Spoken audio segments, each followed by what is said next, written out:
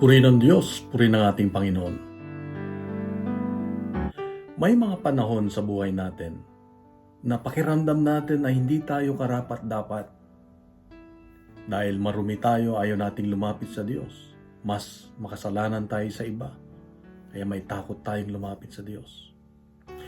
Sa Ebanghelyo ngayon makita natin na si Jesus ay lumapit kay Juan Bautista para magpabinyag.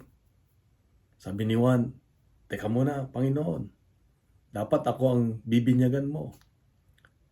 Sabi ni Jesus, "Hindi na mahalaga yon. Basta binyagan mo ako. Dapat mangyari." Dito makita natin na parang sinasabi ni Juan na, "Teka, Lord, hindi ako karapat-dapat." Di ba ganun din tayo kuminsan? Sabi natin, "Lord, teka muna. Hindi ako karapat-dapat. Ako'y marumi, ako'y makasalanan. Tsaka na lang, wag muna."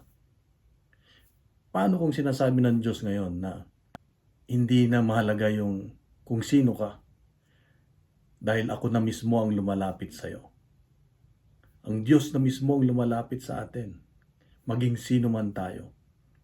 At dito rin sa Ebanghelyo makita natin na nung lumubog si Jesus sa tubig, nung bininyagan ni Juan si Jesus, ay nagbukas ang kalangitan at sinabi ng Diyos Ama, "Ito ang pinakamamahal kong anak."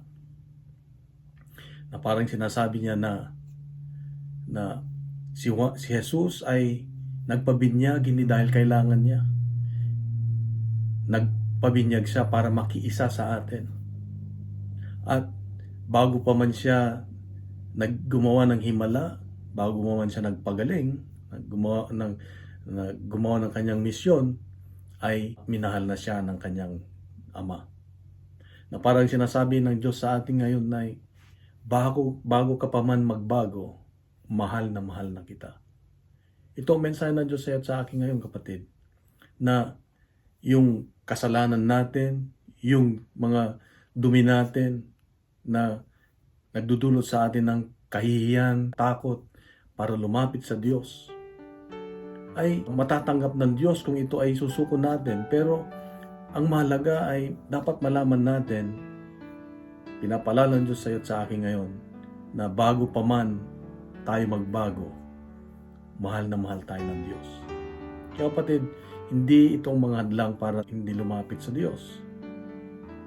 Hindi itong dahilan para hindi na tayo magsimba, hindi tayo magdasal, hindi na tayo gumawa ng kabutihan para sa Diyos. Dahil dapat malaman natin, ang pagmamahal ng Diyos ay walang kondisyon, walang limitasyon, walang pinipili. Mahal tayo ng Diyos, mahal ka ng Diyos, dahil mahal ka ng Diyos. Na Panginoon, kami po ay samahan mo at nawa maunawaan namin at matanggap na talagang mahal na mahal mo kami bago pa man kami magbago. At tulungan mo kami na magkaroon ng karunungan at kaalaman para aming maramdaman ang iyong presensya, ang iyong pagmamahal sa aming buhay. Salamat, Panginoon. Kung mayroong isang bagay na gusto mong ilapit sa Diyos, ay ano yon? Gusto mo isulat mo dito sa ating comment, samahan kita sa panalangin, ipagdasal natin. Kung nagustuhan natin ang ating reflection ngayon, ay bahagi natin sa social media at gawin nating viral ang salita ng Diyos. Punuin natin ng good news ang social media araw-araw. At ngayon po ay linggo, tayo po ay magsimba. Isang mapagpalang araw sa iyo at sa iyong mga mahal sa buhay. God bless and God is good.